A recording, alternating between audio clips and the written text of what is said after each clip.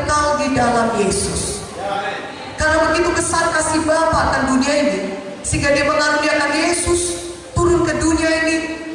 Yesus adalah anak tunggal Bapa.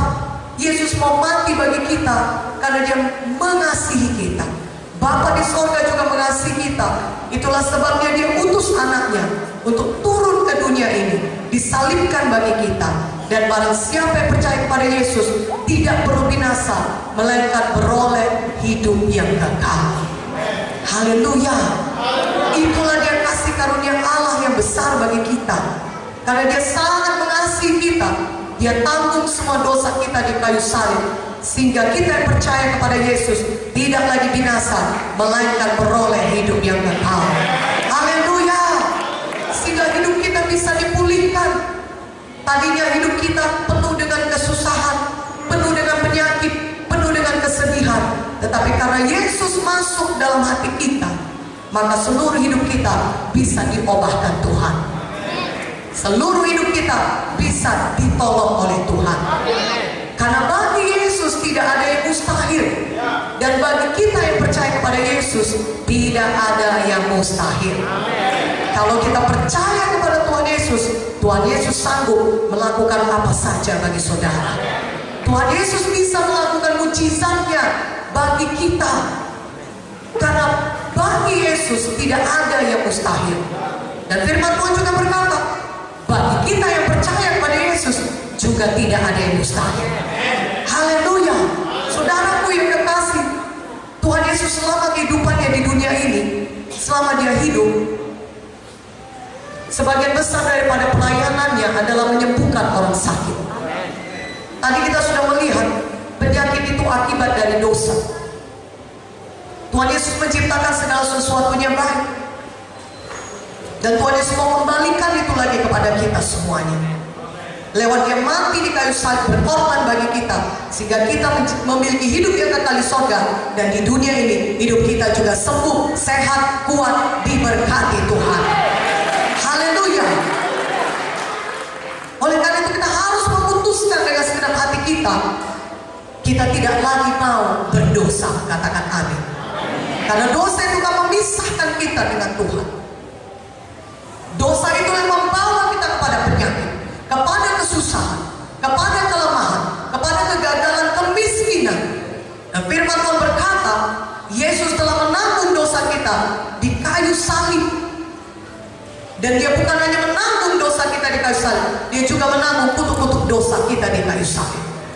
Sehingga apakah kutuk dosa itu kemiskinan, penyakit, kegagalan, semua sudah ditanggung Yesus di kayu salib.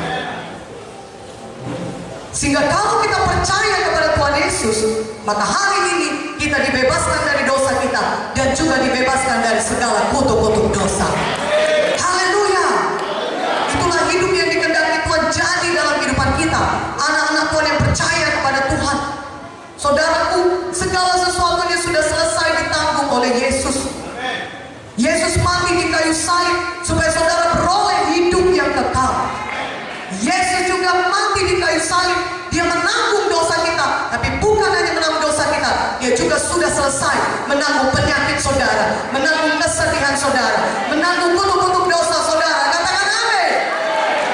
Semua penyakit saudara, kemiskinan saudara, kegagalan saudara, manusia lama saudara, penyembahan berhala saudara, hidup lama saudara, semua sudah ditanggung Yesus di kayu salib. Semuanya itu sudah disalibkan bersama dengan Yesus.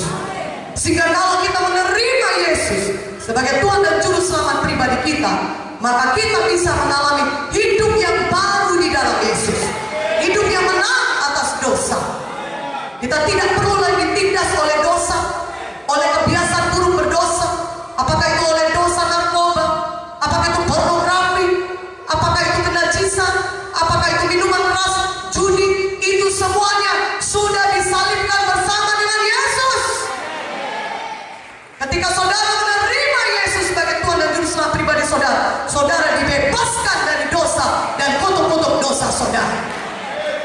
Karena pada hari ini kalau saudara menyadari hidup saya tidak baik, mungkin orang lain tidak tahu saudara tidak baik, Tapi saudara sendiri pun hati nurani saudara menuduh saudara. Saudara tidak sanggup membebaskan diri saudara dari dosa saudara dan keterikatan dosa saudara. Malam ini berita baiknya, Yesus sanggup membebaskan kita dari semua dosa dan keterikatan dosa. Amin. Yesus adalah pembebas saudara. Dia penyelamat kita dan dia juga pembebas kita. Saudaraku, kemenangan Yesus di kayu salib adalah kemenangan kita juga. Firman Tuhan berkata, untuk apa anak Allah menyatakan dirinya? Yesus menyatakan dirinya. Dia mati di kayu salib. Dia bangkit bagi kita supaya dia bisa merusakkan pekerjaan-pekerjaan setan. Apakah pekerjaan setan dalam hidup manusia? Membuat manusia terikat dengan dosa, sehingga manusia itu terhilang selama-lamanya, dihukum di neraka selama-lamanya. Dan di dunia ini pun hidup manusia susah karena keterikatan dosa. Itulah pekerjaan setan. Tapi Yesus datang untuk merusakkan semua pekerjaan setan itu, sehingga selama saudara hidup di dunia ini saudara bisa hidup diberkati Tuhan, sehat, sembuh, berhasil, mempermuliakan nama Tuhan dan memberkati banyak orang. Sehingga lewat hidup saudara banyak orang lain yang datang kepada Yesus.